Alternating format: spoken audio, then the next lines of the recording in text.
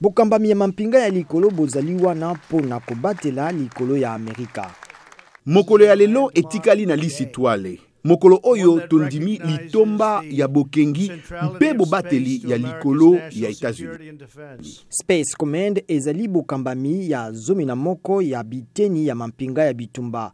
Musala ya moko etali etandoto etinda na yango. Musala ya Space Command ezali kobongisa malamu bokengi pe teknologie spatiale ya Amerika kati na bitumba Russia na Chine basalaka États-Unis. Banguna na biso bazali kotia bibundeli na ba orbite ya planète Terre na nzela ya ba teknologie. Balukaka nde ba satellite ya Amerika biye bizali na litomba mingi na ntango ya bitumba mpe na bomoi na bandako na biso. Bitumba biango bizali pembeni koleka oyo bato bakanisaka.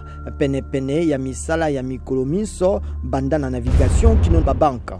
Esengeli bisaleli ya likolo po na ba mission ya mampinga.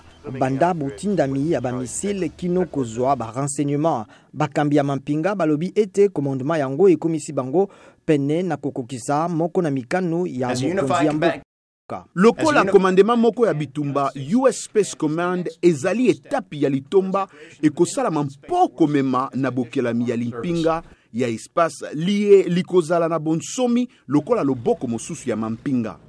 Lipinga ya likolo likozala eteni ya sika ya mampinga ya likolo maye masalemaki sima ya bitumba ya mibale ya molongo.